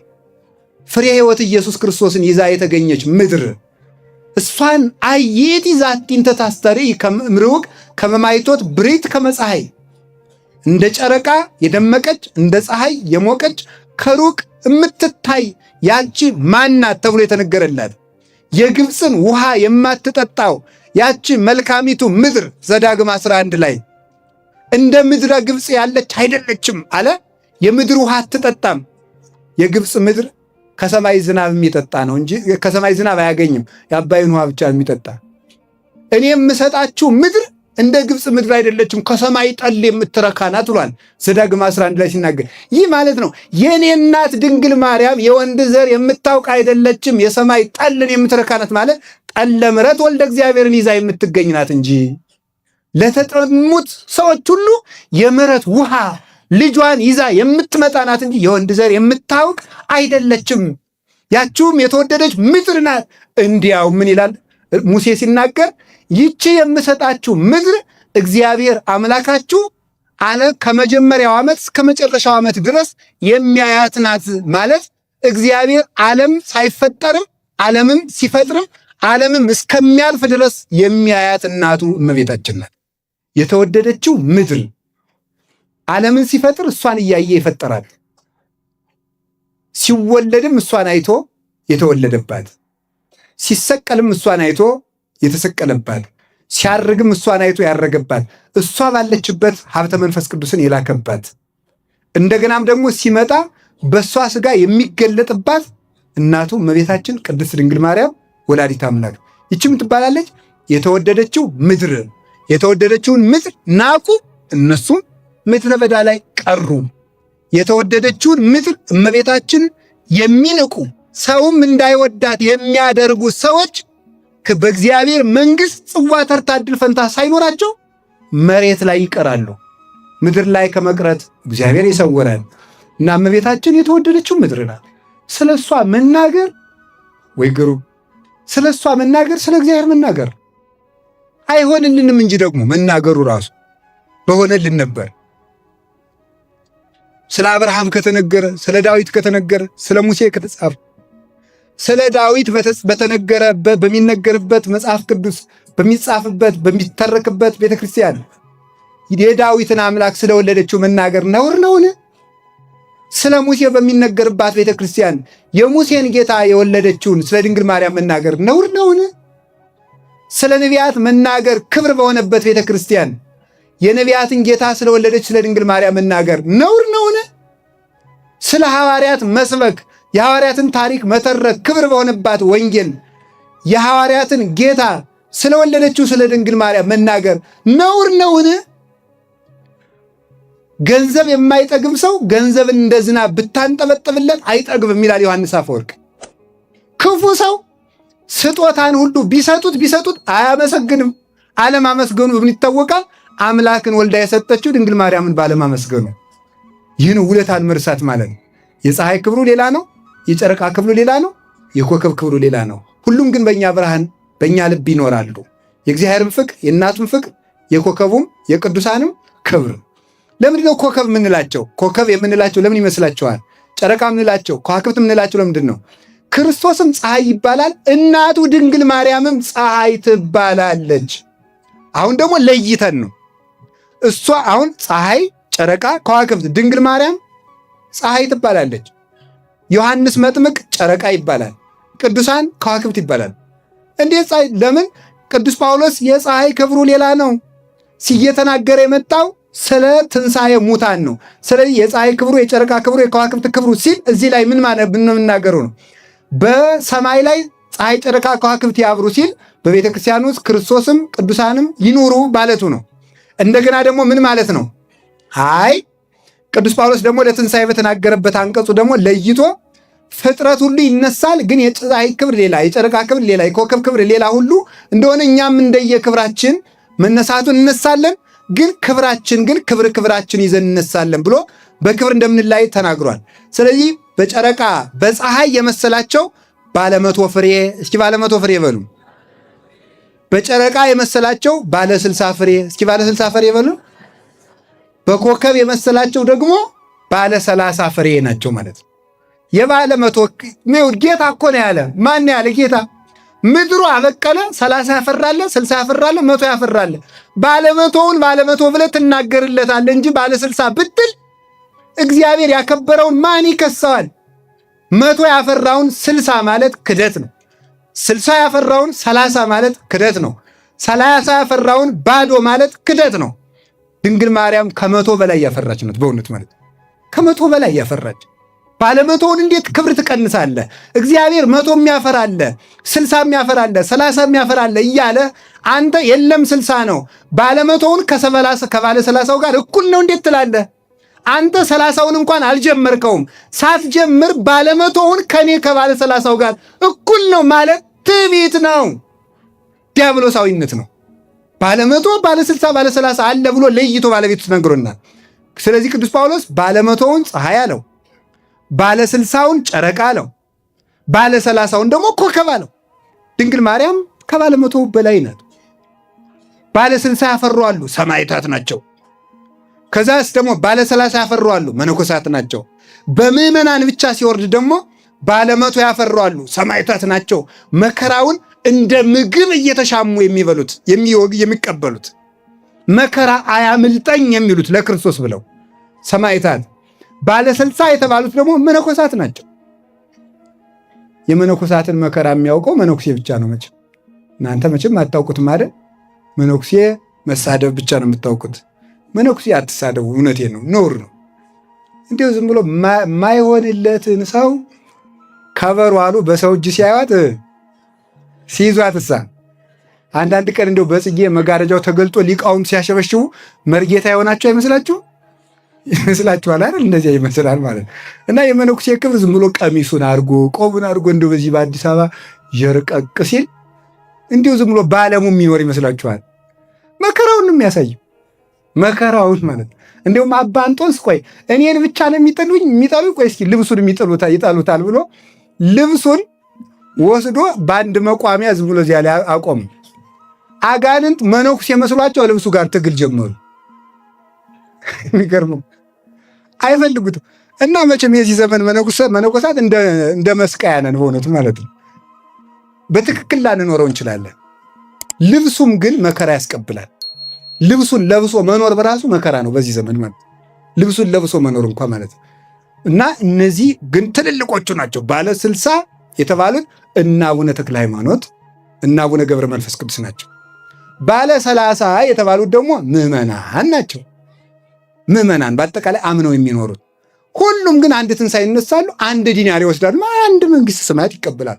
በማን? በእግዚአብሔር ቸርነት። የእግዚአብሔር ቸርነት ሁሉንም መንግሥተ ሰማያት ያስገባል ተብሏል እንጂ ባለ 60ውን ባለ 100 ያስብላል አልተባለም። ባለ 100ውንም ወደ 30 ዝቅ አያደርግም። ይሄን ነው የፀሐይ ክብሩ፣ የጨረቃ ክብሩ፣ የከዋክብት ክብሩ ሌላ ነው ተብሎ የተናገረ። ከቃሉ ጋር ናችሁ? እግዚአብሔር ከሁላችን ጋር ይሁን። ለምንድን ነው ፀሐይ፣ ጨረቃ፣ ከዋክብት የምንላቸው ስንበሉ ቅዱሳን ለምንድን ነው በብርሃን የምንመስላቸው ሲባል አንደኛ ፀሐይ፣ ጨረቃ፣ ከዋክብት የተፈጠሩ እሁድ ጨለማ ከተፈጠረ በኋላ ነው። ቅዱሳንም ብርሃናቸውን የሚያገኙት ከመከራ በኋላ ነው። ሳይዘሩ በቀል ይሆናል አይደል? አሁን ድረስ እኮ ነው ተኝቶ ዝም ብሎ ኢየሱስ ተገለጠል የሚላል ተኝቶ ግን አድርጎ ተኝቶ ነው። ይሄ ነው ጨለማ ሳይፈጠር የተፈጠረ ፀሐይ ማለት ነው። ማለት ነው ጨለማ ገና ከእሑድ በፊት የተፈጠረ ማለት ሳይዘሩት የበቀለ ማለት ይሄ ነው። ይሄ እግዚአብሔር እኮ ሁሉንም ተመልከቱ። ጥቀ አብይ ግብርከ እግዚኦ ሁሉ በጥበብ ገበርከ ይላል ቅዱስ ዳዊት። አቤቱ ስራ ሁሉ ድንቅ ነው፣ ሁሉንም በጥበብ አደረግከው ይላል። ሁሉንም በጥበብ ለምንድን ነው እግዚአብሔር መጀመሪያ ጨለማን የፈጠረ? ከክብር በፊት መከራ ይቀድማል ማለት ነው። እስኪ በሉ ከክብር በፊት ምን ይቀድማል? መከራ ይቀድማል። ጌታችን ኢየሱስ ክርስቶስ ደብረ ታቦር ላይ ብርሃነ መለኮቱን ከገለጠ በኋላ ከተራራው ሲወርዱ ለደቀ መዛሙርቱ ምንድን ነው ያላቸው? ይሄንን ለማንም እንዳትናገሩ። ሊቃውንቱ ይሄን ምን ብለው ይተረጉሙታል? መከራን ወደ ኋላ አስቀምጦ ክብርን ማስነገር ትክክል አይደለምና ይላሉ። ለምን? ገና ሊሞት ስለሆነ ማለት ነው። እስከ ዓመት ይፈጸም በጊዜው ማለት ተነስቼ ክብሬ ሲገለጥ ትናገሩታላችሁ። እኛ እዚህ ልንቸነክረው እያለ አምላክ ነኝ እያለ እዚህ ይዘብታል እንዳይሉ አይሁድ ማለት ያ ከመከራ በፊት ክብር አይነገርም። ስለዚህ ፊት መከራ ይቀድማል፣ ኋላ ብርሃን ይመጣል። ስለዚህ ቅዱሳን በመከራ የከበሩ ስለሆኑ በብርሃን ተመስለዋል። ብርሃን ክርስቶስ ኢየሱስ ክርስቶስ ያደረባቸው ናቸው። ብርሃኑ የጨረቃም የፀሐይም የከዋክብትም ብርሃኑ ከእግዚአብሔር የተገኘ ነው። የድንግል ማርያምን የቅዱሳንም የቤተ ክርስቲያንም ክብር ከእግዚአብሔር የተገኘ ነው። ክብር የሰጠ እሱ ነው። እሱ ያከበረውን ደግሞ እናከብራለን። እሱ ተመልከቱ፣ እሱ የናቀውን እንንቃለን፣ እሱ ያከበረውን እናከብራለን። አሁን ያንን ሰው ሆይ ባለ 30 ባለ 60 አይን ምቀኛ ነው እንዴ? እኔ ባከብረው በገዛ ገንዘብ ምንድን ነው ብሎ ተናግሯል። እሱ ራሱ አይን ምቀኛ ጠማማ ናት ብሎ ይናገራል። ባለ 30 ባለ 100ውን ያላቸው እነዚህ ነው። ለምንድን ነው ግን ፀሐይ፣ ጨረቃ፣ ከዋክብት የተባሉት? ደግሞ ሌላ ፀሐይ፣ ጨረቃ፣ ከዋክብት አንድ የሚያስደንቅ ጠባይ ያላቸው በሰማይ የሚኖሩ ናቸው። እስኪ በሉ ንገሩኝ፣ በየት ይኖራል? ቅዱሳን በእግዚአብሔር ፍቅር ተመስጠው የሚኖሩ ናቸው። ምድራዊነት የለባቸው። እነዚህ ናቸው የሚከበሩት። ቅዱሳን የሚከበሩበት ምክንያት ሐሳባቸው ሰማይ የሆኑ ስለሆኑ ልዑላነ ዝክር ናቸው። ከፍ ያሉ ናቸው። በምድራዊነት አይያዙ። ምድርን የናቋት ናቸው በእውነቱ ማለት ነው። እንደ ዮሴፍ ልብስ የዚችን ዓለም ክብር ንቀው የሄዱት ናቸው ቅዱሳን የሚባሉት እንጂ ዝም ብሎ በዓለም ውስጥ የሚርመሰመሰው ይህ እባብ ነው የሚባለው። ቅዱስ አይባልም፣ ገና እየተርመሰመሰ ነው። ቅዱስ ጳውሎስ ስለዚህ ነው ሐሳባቸው ምድራዊ፣ ሆዳቸው አምላካቸው፣ ክብራቸው በነውራቸው ነው ያላቸው። እነዚህ ነው ፊልጵስዩስ ምዕራፍ 3 ላይ ሲናገር እለ ከርሶሙ ያመልኩ ያላቸው። ሆዳቸውን አምልከው ክብራቸውን የሚተው ነውርን ክብር የሚያደርጉ ክብርን ነውር የሚያደርጉ አያቸው። እግዚአብሔር ክብር ያለውን እነሱ ነውር ይሉታል። እግዚአብሔር ነውር ያለውን እነሱ ክብር ይሉታል። እንዲህ የሚያደርጉ ሐሳባቸው ምድራዊ፣ እነዚህ አሸዋ ናቸው። ዘርህን እንደ ሰማይ ኮከብ እንደ ምድር አሸዋ አበዛዋለሁ ያለው እግዚአብሔር አብርሃምን እንደ ሰማይ ኮከብ ያላቸው ሰማያዊ ልጆቹን ነው። እንደ ምድር አሸዋ የተባለ የአብርሃምን አምላክ እያመለከ እንደ አሸዋ ቀዝቃዛ ሕሊና ያለውና እንደ አሸዋ ምድራዊ የሆነ አይምሮ ያለው ግን በክርስቶስ ስም ተጠርቶ ክርስቲያን ነኝ የሚል ሰው ነው። የአሸዋ ነው፣ ኮከብ አይደለም። ኮከብ ግን ሀገሩ ሰማይ ነው። ኮከብ የተባለ ፀሐይ፣ ጨረቃ፣ ከዋክብት የተባሉ ስለዚህ ነው። እነዚህ ደግሞ ምንድን ናቸው? የምድር ሁሉ ቆሻሻ ወይም ደግሞ በምድር ላይ ያለ ቆሻሻ ሁሉ ብርሃናቸውን የማይለውጥባቸው ስለሆኑ ነው። እነዚህ ምን ይባላሉ? ፀሐይ፣ ጨረቃ፣ ከዋክብት። ፀሐይ፣ ጨረቃ፣ ከዋክብት። አሁን እግዚአብሔር ያሳያችሁ አዲስ አበባ ቆሻሻ የሚደፋ ቤት ነው አለ። ቤት የት አካባቢ ነው? አታውቁትም? የት ነው የሚባለው? ቆሼ። ወዴት አካባቢ ነው አለ? በዚህ ትልቁ የቆሻሻው መድፊያ ማን ነው? እዚያ ውስጥ ፀሐይ ይወጣል አይወጣም? በጣም ጥሩ። አሁን እዚያ በጣም ክፉ ሽታ አለ አይደል? ያ ክፉ ሽታ የፀሐይን ብርሃን ወደ ሽታ ወደ ክፉ ሽታ ይለውጠዋል አይለውጠው? አይለውጠው። እነዚህ ምንድናቸው? በዓለም እየኖሩ የዓለም ክፉ ሽታ የክርስቶስን መዓዛ ያለወጠባቸው ቅዱሳን ናቸው። የማይለውጥባቸው ሁልጊዜ የሚያበሩ ማለት ነው። የዓለም ምቾቱም ስቃዩም የማይለውጣቸው ማለት ምቾቱም አይለውጣቸውም፣ ሹመትም አይለውጣቸውም፣ ስደትም አይለውጣቸውም፣ ስቃይም አይለውጣቸውም። የፈለጋችሁትን አድርጉብን ከክርስቶስ ፍቅር ማን ይለየናል ይላሉ። የፈለጋችሁትን አድርጉብን የሚሉ ናቸው። እንዲያውም በዘመነ ሰማዕታት ወታደሮች ሁሉ ተሰብስበው ድንጋይ ሲወረውሩ እናንተ ድንጋይ ጨምሩ ክርስቶስ ክብር ይጨምርልናል ነበር የሚሉት ማለት ነው። እነዚህ ናቸው ምንም የማይለውጣቸው የክርስቶስ ብርሃን የሚገለጥባቸው ሰማያውያን ብርሃናት የሚባሉት እነዚህ ናቸው። ከቃሉ ጋር ናቸው። እግዚአብሔር ከሁላችን ጋር ይሁን። ዘመን የማይለውጣቸው ቅዱሳንን አክብረን እንድንኖር በእነሱ ክብር እንድንገብር እግዚአብሔር ይርዳን። እንደው ጊዜ ከማይለውጣቸው ብርሃናት አንዱ ነቢዩ ኤልያስን ማንሳት አለብን። ዛሬ ኤልያስ አይደለም ታውቁታላችሁ አይደለም? ነቢዩ ኤልያስ ጊዜ የማይለውጠው መቼስ አይደረስ አይደል? አንድ ሐሳብ ትዝ ብሎኝ ነው ነግሯቸዋል። ያን ትዝ ያለኝን ነገር ነቢዩ ኤልያስ ጊዜ የማይለውጠው ብርሃን ነው። እስኪ ጊዜ የማይለውጠው ብርሃን በሉ። ምን አይለውጠውም? ጊዜ አይለውጠውም። እና ያው ታውቁታላችሁ ፍጹም ሲወለድ ራሱ በብርሃን በእሳት ተጠቅሎ የተወለደ ነው። ሲወለድ ነቢዩ ኤልያስ ሲወለድ የእሳት ጸዳል በሰውነቱ ላይ ተስሎበት ነበር የተወለደ እና ያየው ሁሉ ይፈራው ነበር። ያንን እሳት ሊቃውንቱ ምን ይላሉ? ለእግዚአብሔር ያለው የሚነድ ፍቅር ነው ይሉታል። ለእግዚአብሔር ያለው ፍቅር እሳት በእሳት ተጠቅሎ የተወለደ። ልክ ሙሴ ሲወለድ ከግንባሩ ላይ ብርሃን ነበረበት እንደሚሉት ሊቃውንቱ፣ እንደዚሁም ሁሉ በኤልያስ ላይ እሳት ነበረበት። ያ እሳት ለእግዚአብሔር የሚነድ ፍቅር ነበረ። ያንን እሳት ይዞት ተወለደ፣ ይዞት አደገ፣ በድንግልና ኖረ። በድንግልና ሲኖር በዘመኑ የሰሜን እስራኤል ንጉሥ ወይም የሰማርያ ንጉሥ የሚባለው የአስሩ ነገድ ንጉሥ የሚባለው ማን ነው? አክዓብ የሚባል ሰው ነበረ። ይሄ አክዓብ ወደ ክደት ሂዶ ጣዖት አምልኳል። ይህንን ያደረገው ከጣዖት አምልኮ ሰው ወደ ምንፍቅና የሚሄድበት የራሱ ደረጃዎች አሉ። የመጀመሪያው የማታምን ሚስት አገባ። ቀጥሎ ደግሞ የእሷን አማልክት ተከተለ። ቀጥሎ እሷን አገባ፣ ለእሷ አማልክት አጸድ ሰራ። ከዚያ በኋላ ሰገደላቸው። ወደ ኢየሩሳሌም ለበዓል የሚወጡትን ሁሉ እቀጣለሁ አለ። ለመንግስቱ እንዲደላደልለት ማለት ነው። ይህንን ሲያደርግ ነቢዩ ኤልያስ እየሄደ ይመክረው ያስተምረው ነበር በእውነቱ ማለት ነው። መጨረሻ ላይ ይህ ሰው ጣዖት እያመለከ ግፍ እየሰራ ሲያስቸግር ነቢዩ ኤልያስ አምላከ ኃይል አምላከ እስራኤል ዘቆምኩ ቅድሜሁ ከመ ኢይዘንም ዝናም በእሉ 3 ዓመታት ዘእንበለ በቃለ አፉዬ አለ።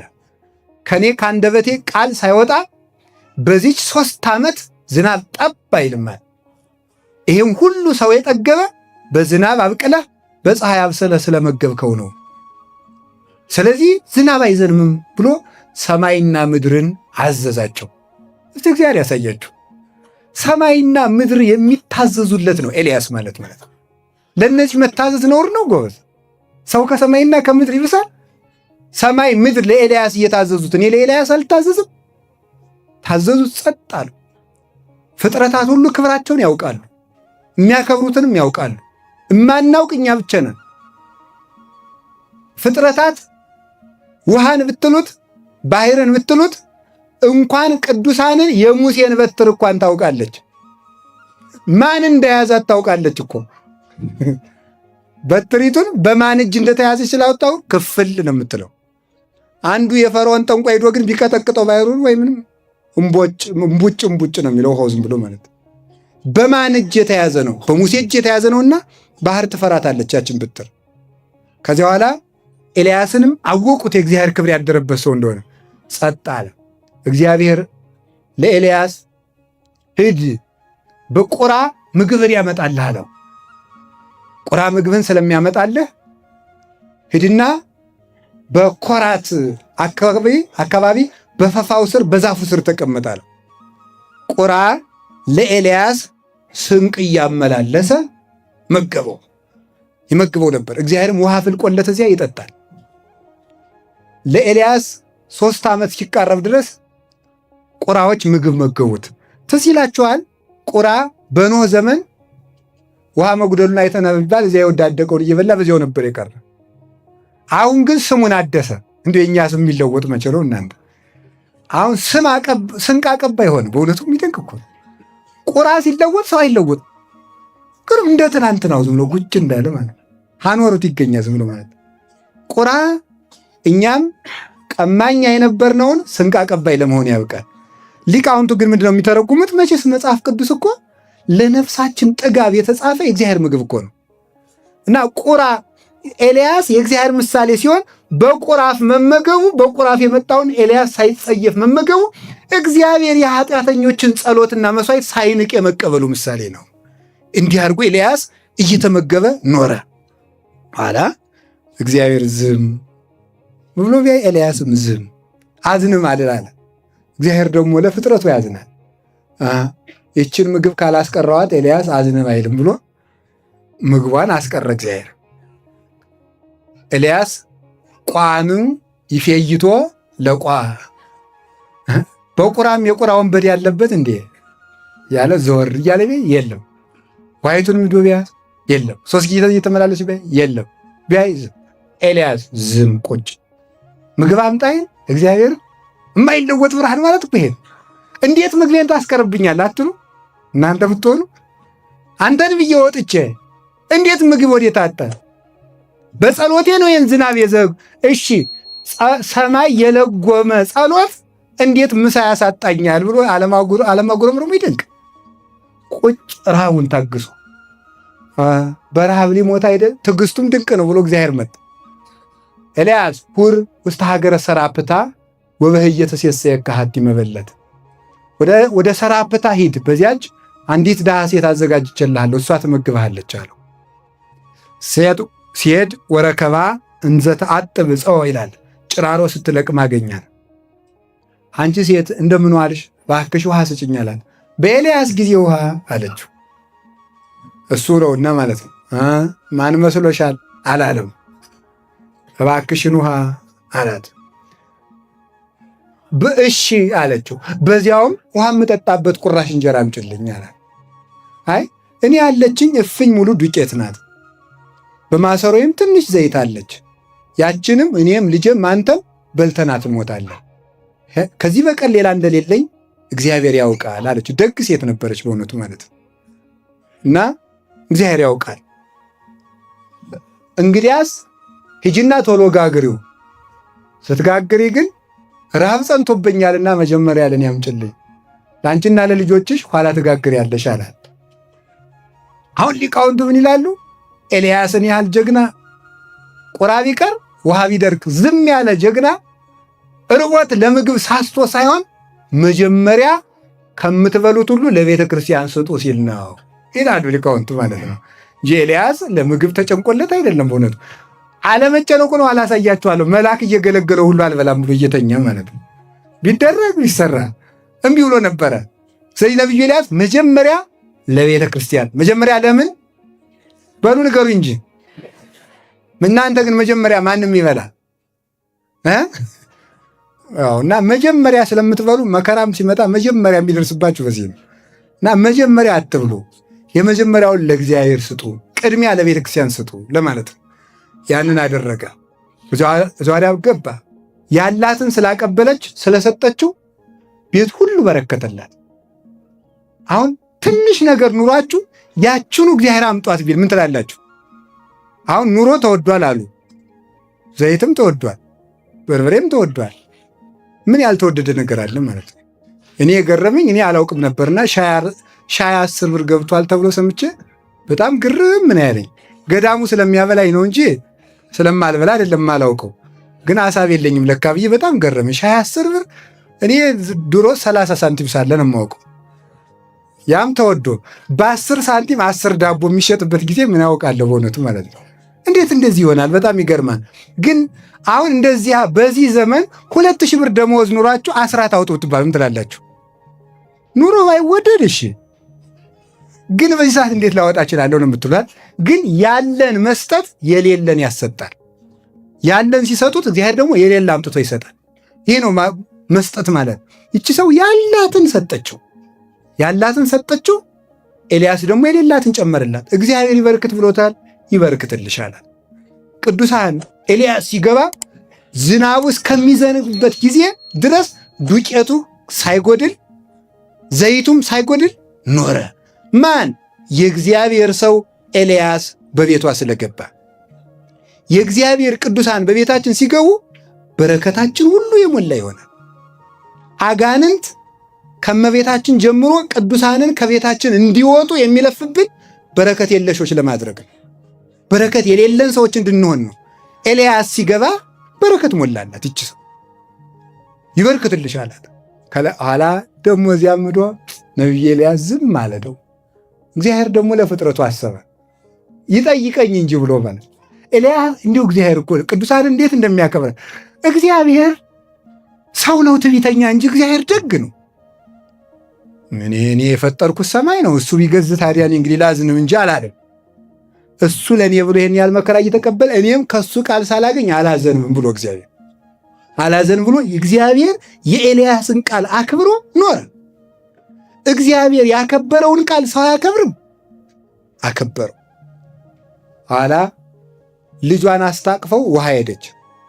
እንደታቀፈችው ሞተ ያጸ አንደኛ ነቢየ እግዚአብሔር ነኝ እያለ የሰው ልጅ ታቅፎ ሲሞት ጸሎቱ ምንም የማይጠቅም ሊሆን፣ ሁለተኛ ደግሞ ልጁ እሷ ሳትኖር የሞተ ነውና ገሎብኝ ነው ብትልስ።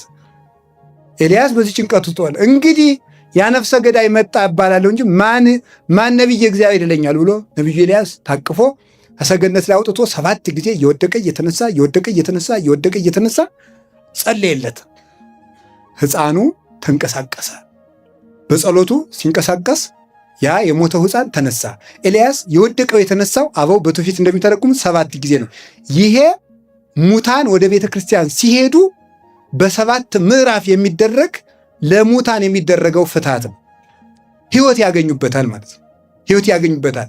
ሰውየው ቢሞት ቤተ ክርስቲያን አትሞትምና እግዚአብሔር ደግሞ የሕያዋን አምላክ ስለሆነ በክርስቶስ አምኖ የሞተ ሰው ሙት አይደለም። ሙታን አንዳች አያውቁም ተብሎ የተጻፈ በምግባር የሞቱ በሃይማኖት የተቀበሩ የአጋንንት ልጆች ናቸው። የክርስቶስ ሰዎች ግን ሙታን አይደሉም። አስነሳው። ያ ያስነሳው ዮናስ ነው።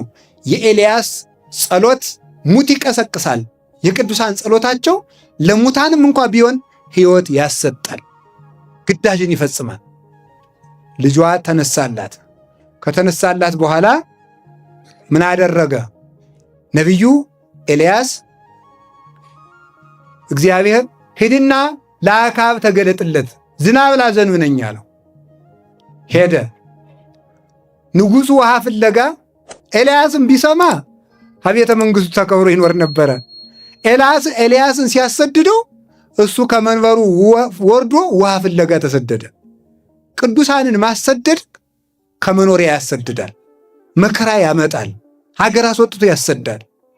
እንዲያውም በቅድስት በእናታችን የቅዱሳን ሀገር በሆነችው በኢትዮጵያ መከራ እየጸና ያለ ቅዱሳን ከኢትዮጵያ እየተገፉ ስለሆነ ነው። ስለተገፉ መከራ እየመጣ ቅዱሳን እየተገፉ ስለሆነ ቅዱሱን ስለገፋ ውሃ ፍለጋ ከመንበር ወረደ። ከዚያ በኋላ ምን ሆነ? አገኘው። አንተኑ ኤልያስ ዘትገፈቶሙ ለእስራኤል አለው። እስራኤልን የረጅም አጭር የወፍራም ቀጭን የወፍራም ቀጭን የቀኝ ጥቁር የምታደርጋቸው እስራኤልን የምትገለባብጣቸው ኤልያስ አንተ ነህ አለው። ያለ አዋቂ የባለጌ አነጋገር አኮ አነ ዘገፈቶሙ ለእስራኤል አላ አንተ ወቤተ አቡከ፣ እስራኤልን የምገለባብጣቸው እኔ አይደለሁም አንተና የአባት ቤት ጣዖት እያመለካችሁ ነው እንጂ አለው። እስከ ማይዜኑ ታነክሱ በክልዮን የጋያቲክሙ ለመቤል አምላክ ኪያሁ አምልኩ ወኪያሁ ትልው ወለመ እግዚአብሔር አምላክ ኪያሁ ትልው ወኪያሁ አምልኩ። ቤል አምላክ ከሆነ እሱንም ተከተሉ፣ እግዚአብሔር አምላክ ከሆነ እግዚአብሔርን ተከተሉ። እስከ መቼ ጊዜ? አንድ ጊዜ ወደ ኃጢአት፣ አንድ ጊዜ ወደ ስርየት፣ አንድ ጊዜ ወደ ጣዖት፣ አንድ ጊዜ ወደ እግዚአብሔር ስትሉ ትኖራላችሁ። እስከ መቼ ልባችሁ ሲያነክስ ይኖራል? አሁንም ጣዖታቱን አሰብስብ፣ የጣዖት ካህናትን አሰብስብና መስዋዕት አቅርበው እኔም ላቅርብ። መስዋዕቱን እግዚአብሔር የተቀበለለት ሰው አምላኩ እንከተላለን አለው። 450 የጣዖት ካህናት ተሰበሰቡ። ማለዳ መስዋዕታቸውን አቀረቡ። መስዋዕታቸውን አቅርበው ቢጸልዩ ጣዖቱ አልሰማም አለ። ቢጸልዩ አይሰማም። ቢደረግ ቢሰራ ኋላ እንዲያው እስኪ እናንተ ደማችን ጭምር እንሰዋለት ብለው ደማቸውን እያፈሰሱ ቢሰውለት አልሰማል። ወሐዘ ይሳለቅ ቦሙ ኤልያስ ቴስበያዊ ይላል። ኤልያስ ይሳለቅባቸው ጀመር። የእናንተ አምላክ ወሬ ይወዳል፣ መንደሩዶ ይሆናል፣ ሂዳችሁ ጥሩት። የእናንተ አምላክ እንቅልፋም ነው፣ ተኝቶ ይሆናል፣ ቀስቅሱት። የእናንተ አምላክ እንጂ ደንቆሮ ነው፣ ጮኻችሁ ጥሩት እያለ ተሳለቅባቸው። 6 ሰዓት ሲሆን ወግዱ ልቀቁ፣ እንግዲህ የኔ ተራ ደርሷል። 12 ቻል ውሃ 12 መረባረብ ድንጋዮችን ጎለተ፣ እንጨቱን ረበረበ፣ ጸፈጸፈ። እዚያ ላይ ስጋውን አርዶ አወራርዶ አስቀመጠ። 12 ቻል ውሃ ድግሙ ሰልሱ እያለ በላዩ ላይ አፈሰሰበት። ከዚያ በኋላ አምላከ እስራኤል ቅዱስ እግዚአብሔር እኔ ከብርበት እገንበት ብዬ አይደለም፣ አምልኮት ተዘነጋ፣ እስራኤል ተጨልጠው ተገኝተው ወደ ጣዖት ሄዱ ብዬ ነው፣ ክብርህን ግለጥ ብሎ ጸለየ። ሲጸልይ እሳት ከሰማይ ወርዶ ስጋውን በልቶ እንጨቱን በልቶ ደንጊያውን በልቶ ከምድር ስንዝር በላለት ይላል። ከዚያ በኋላ የእግዚአብሔር እውነቱ የጣዖት ሐሰቱ ተገለጠና እነዚያንም አስፈጃቸው። ቀርሜሎስ ወስዶ ከወንዙ ዳር ፈጃቸው። ራሱን የቻለ ምስጢር አለው። 12ቱ ድንጋዮች 12ቱ ሐዋርያት ናቸው። በዚያ ላይ የፈሰሰው ውሃ ጥምቀት በሐዋርያት ስልጣንና ክህነት በሐዋርያት ትምህርትና ስርዓት የምትፈጸም ስለሆነች ነው። እሳት በእኛ ላይ የሚያድረው የመንፈስ ቅዱስ ምሳሌ ነው። ስጋው የሚጠመቁ የምዕመናን ምሳሌ ነው። በዚያ ላይ የወረደው እሳት መንፈስ ቅዱስ ነው።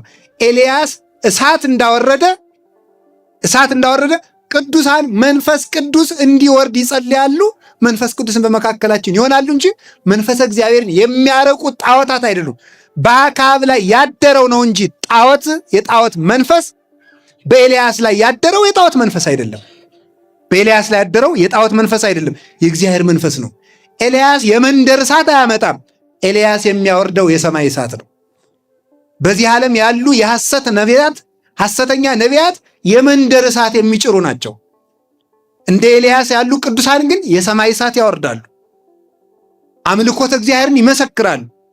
ኤልያስ በጸሎቱ እሳት አውርዶ የእግዚአብሔርን አምልኮት እንደመሰከረ ሁሉ ቅዱሳን የእግዚአብሔርን ክብር የሚመሰክሩ ናቸው እንጂ የእግዚአብሔርን ክብር የሚጋርዱ አይደሉም።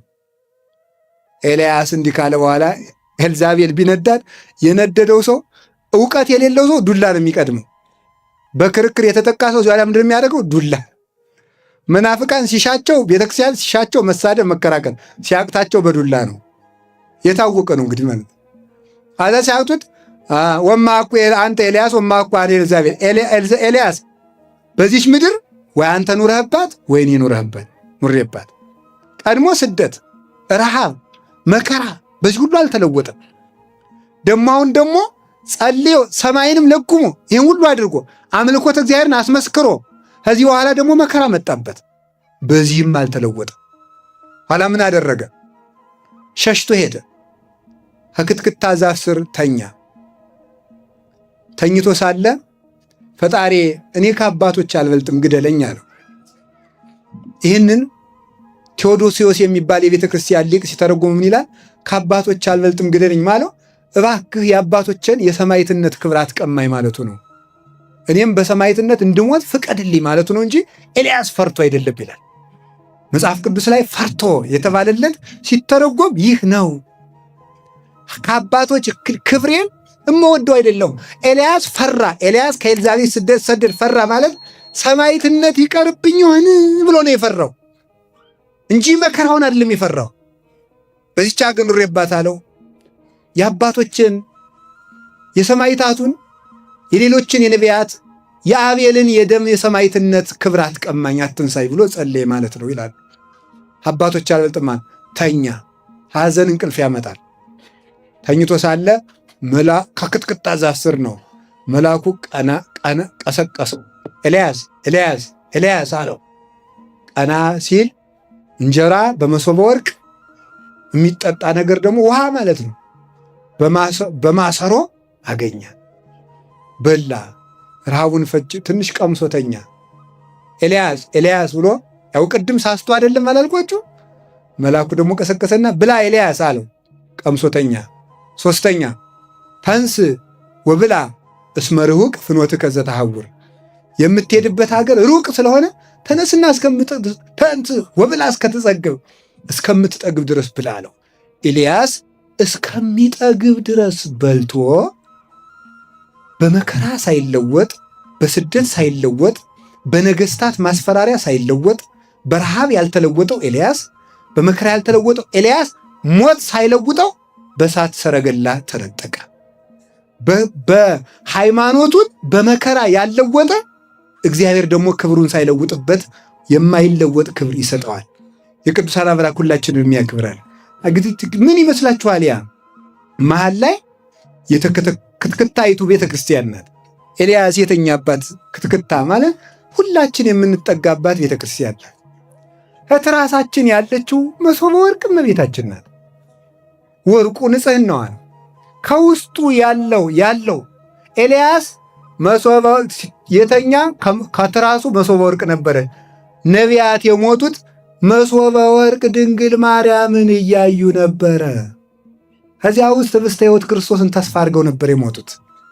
እዚያ ላይ ያንን ተመገበ ማለት ምዕመናን ያንን ይመገባሉ። ህብስቱ ኢየሱስ ክርስቶስ ነው። ያንን በልቶ ኤልያስ በእሳት ሰረገላ ተነጠቀ፣ አረገ ማለት ከመሶበ ወርቂቱ ከድንግል ማርያም የተገኘውን ስጋና ደም ተቀብለው ምዕመናን ሞት ሳይሽራቸው በክብር ተነስተው መንግሥተ ሰማያት ይገባሉ ማለት ነው። ሁላችንም ለመንግሥተ ሰማያት ያብቃል። በመለወጡ ኤልያስን እነ ቅዱስ ጊዮርጊስን ስንቱን ዘርዝረን በመከራ ያለወጡ እነ ቅዱስ መርቆሬዎስን ሌሎችንም ቅዱሳን መከራ ያለወጣቸው እና አቡነ ተክለ ሃይማኖትን እየተገረፉ የባህር ውስጥ የአሳ መመላለስ አሳ በአጥንት መመላለሱ እንኳን ያለወጣቸው እና አቡነ ገብረ መንፈስ ቅዱስን እነ ቅዱስ ክርስቶስም ስንቱን እነ ቅድስት አርሴማን እሳት ውስጥ ገብተው እሳት ሃይማኖታቸውን የማይለውጣቸው ብርሃናት ከዋክብት ናቸው። እነዚህን ከዋክብት ነው በቤተ ክርስቲያን የምናኖራቸው አክብረን። እግዚአብሔር ንዋያተ ቅዱሳቱ በመቅደስ ይቀመጡ። መቅደሱ ሙሴ በሰራው መቅደሱ የእግዚአብሔር መቅደስ ነው። ሙሴ የሰራቸው ንዋያተ ቅዱሳት ግን በመቅደስ ይኖራሉ። እግዚአብሔር በመሰረታት ቤተ ክርስቲያን ቅዱሳን ከብረው ይኖራሉ። ስናከብራቸው ግን ቀላቀላችሁ ለሚሉን ግን እንድታውቁት በሉ የፀሐይ ክብሩ ሌላ ነው በሉ እንጂ እሺ የከዋክብት ክብር።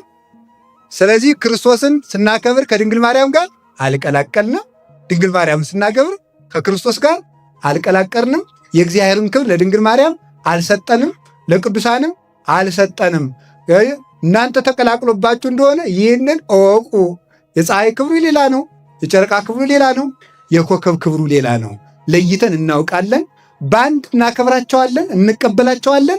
ፈጣሪያችን በፈጣሪነት፣ እመቤታችን በፈጣሪናትነት፣ እሷን በፍጡርነት፣ ቅዱሳንን በፍጡርነት። ነገር ግን የክርስቶስ ብርሃን ያለባቸው የዓለም ብርሃን እንደሆኑ እናምናለን። እናንተ የዓለም ብርሃን ናችሁ ብሏቸዋልና። የፀሐይ ክብሩ ሌላ ነው፣ የጨረቃ ክብሩ ሌላ ነው፣ የኮከብ ክብሩ ሌላ ነው፣ የጣዖት ክብሩ ሌላ ነው፣ የታቦት ክብሩ ሌላ ነው። ለምን ትቀላቅላለህ? ታቦትን ጣዖት ለምን ትላለህ? የጣዖት ክብር ሌላው የጣዖት ክብር ሌላ ነው። በጣዖት አምላኪዎች ጠይቀው በነ ዳጎን መንደር አሽዶድ ሂድና አዛጦን ሂድና ጠይቀው እዚያ የጣዖቱን ክብር ሂድና እዚያ ይኸው። የታቦት ክብር ግን ሌላ ነው ወንድም፣ የታቦት ክብር ሌላ ነው። ለምን ትቀላቅላለህ? ጣዖት ሌላ ነው፣ ታቦት ሌላ ነው። መኑ ዘይደምሮ ለክርስቶስ ምስለ ቤልሆር ወምኑ ዘይደምር ለታቦት እግዚአብሔር ምስለ ጣዖት። የእግዚአብሔር መቅደስ የእግዚአብሔርን ጣዖት መቅደስ የእግዚአብሔርን ታቦት ከጣዖት ጋር የእግዚአብሔርን መቅደስ ከጣዖት ጋር ታቦትን ከጣዖት ጋር አንድ የሚያደርግ ማን ነው ብሏል ቅዱስ ጳውሎስ ቆሮንቶስ 6 ላይ ሲናገር። ስለዚህ ለይቶ ማወቅ ይገባል። የፀሐይ ክብሩ ሌላ ነው፣ የጨረቃ ክብሩ ሌላ ነው፣ የኮከብ ክብሩ ሌላ ነው።